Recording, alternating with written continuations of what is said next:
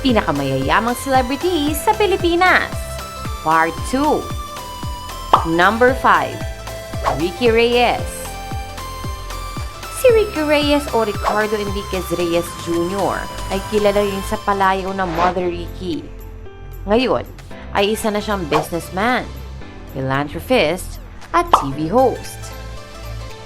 Si Mother Ricky ay nagsimula bilang simpleng negosyante at nakapagtatayo ng kauna-unahan niyang parlor. Ginamit niya ang kanyang perang naipon sa pagwawalis. Dahil sa kanyang determinasyon at kagalingan sa pag-ayos, binansagan siyang hairstylist of the stars na dahilan ng kanyang pagsikat sa showbiz.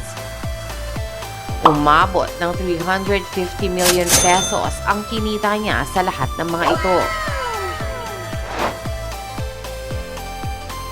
Number 4. Vilma Santos. Ang ika-4 na mayamang artista sa Pilipinas ay si Congresswoman Vilma Santos Recto o mas kilala bilang Ate V. Bago maging politiko ay sikat siya sa kanyang mga pelikula at programa. Nagsimula siyang sumabak sa showbiz noong siya ay 9 years old pa lamang.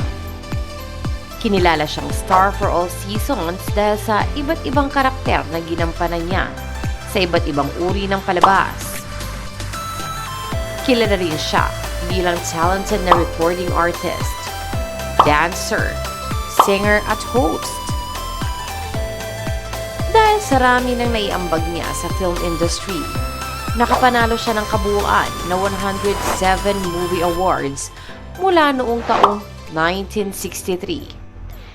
Pinagbidahan niya rin ang 23 movies sa taong 1970s. Sa kabuuan, pinagbidahan niya ang 200 movies at 19 na TV shows. Iniestimang umabot sa 500 million ang kinita niya sa lahat ng ito.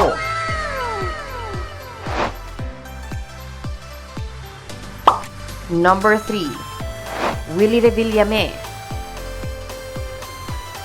Ang wawawin host na si Willie Revillame na isa sa pinakasikat na host sa bansa na lumipat na sa Kapuso Network pagkatapos magkaroon ng alitan sa dating pinagtatrabahuang network.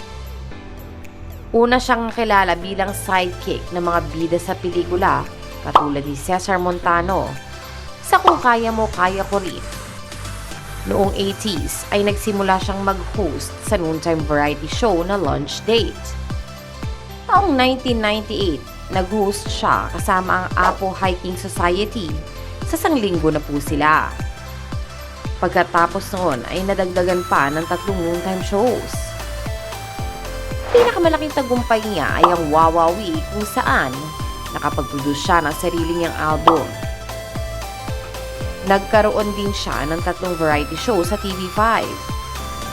Ngayon ay nagpapatakbo na siya ng sarili niyang programa sa GMA Network na Wawawin.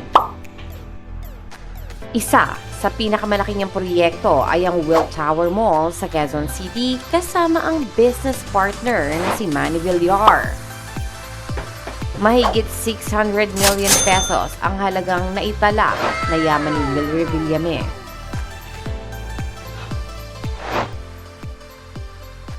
Number 2. Sharon Cuneta Pangilinan. Naitalang ikalawang pinakamayamang artista sa taong 2020. Nagsimulang maging artista sa taong 1978. Bukod sa dami ng mga box office movies ay nakilala rin siya sa mga kantang tumatak talaga sa bawat Pilipino tulad ng Mr. DJ at Kahit Maputi na ang Buhok Ko.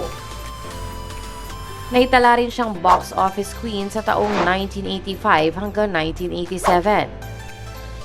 Sa kabuuan ay pinagbidakan niya ang 53 movies, 10 TV shows at nakapag-produce ng 40 albums.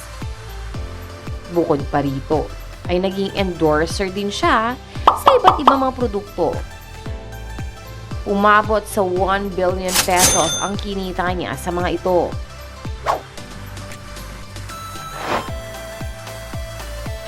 Number 1. Manny Pacquiao.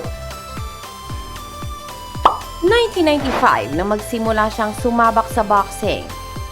Bukod sa pagiging boksingero at negosyante, ay kilala na rin si Pacman bilang isang artista at singer. Kilala na din siya ngayon bilang isang senador. Bawat laban ni Manny sa boxing ay nagkakahalaga ng $20 million o 1 billion pesos sa isang pay-per-view. Kabilang umano sa mga assets ni Manny ay ang daan-daang milyong halaga na mansyon. Kabilang na ang halos 600 milyong bahay nito sa Forbes Park at iba pang mga ari-arian, at sa ngayon, ang total na halaga ng yaman ni Pacquiao ay umaabot na sa 9 billion pesos.